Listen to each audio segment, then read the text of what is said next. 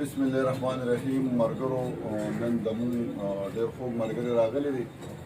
د ده یو چینل دی چې په هغې باندې ډېره زیاته خواري شروع کړې ده. نو دې دی چې کم از کم زموږ تاسو د چینل لږ سپورټ وکړئ چې د مخکې خلک یې وګوري.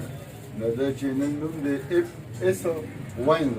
دا د چینل نوم دی. نو ملګرو د ده تاسو سپورټ وکړئ. نو چې تاسو یې سپورټ وکړئ نو انشاءالله چې دې به تاسو د ښایسته ښایسته ویډیوګانې جوړوي او پر خپل چینل باندې بیا ورکوي. نو ستاسو لپاره چې کوم دی دې خواري کوي نو تاسو به دا کوشش کوئ چې د تاسو سپورټران شئ. نو چې تاسو یې سپورټران شئ نو دې به خپل عمومي ډاډه به شي. نو چې دې تاسو ډاډه کړو نو ستاسو ډاډه کېدو په وجه باندې به د ده چې کوم دی نو د خپل چینل سره طبیعت ولګي نو تاسو به ښایسته ښایسته ویډیوګانې کوي.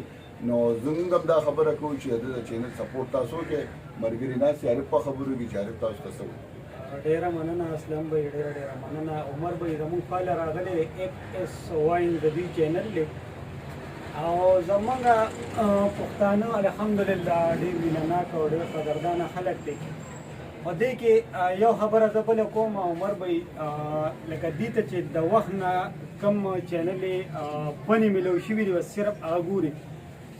که راتلونکي نوي چینلو کې ډېر پنې سکېږي او ملګري کوي او نه هغې ته هغوی مخ په وړاندې نه ورځي.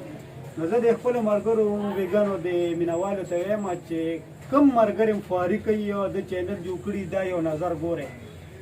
کیدای شي چې د دې مخکیني پنې کسانو نه دوی ښه کار کړي نو د دې چینل هم سپورټ کوئ. زمونږ چینل الحمدلله زمونږ خو خپلې غټې چینل د جګل واینز دی، 400 واینز دی، بل چې کوم دی ګل خان واینز دی، زلمی واینز دی. الحمدلله په شپږ اووه چینلو باندې موږ لګیا یو.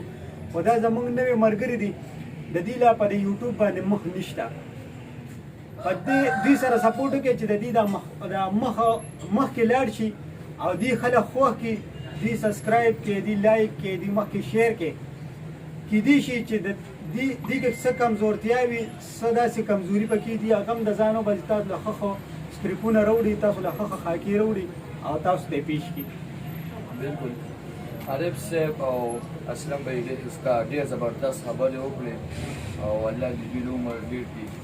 او دا زموږ یو ملګري چینل دی FS واینز. نو انشاءالله تاسو مخکې کوئ، دا به ډېر زیاته خواري کوي. ښایسته ښایسته ویډیوګانې به تاسو ته وړاندې کوي. دا چینل مونږ نوی جوړ کړو نن، که نه بس تاسو که زموږ سپورټ وکړئ نو انشاءالله مونږ به زړه درد شي او نور به مخکې ویډیوګانې انشاءالله جوړو. نو تاسو به ډېره مهرباني چې زموږ دا چینل سبسکرایب کړئ، لایک یې کړئ او شیر یې کړئ.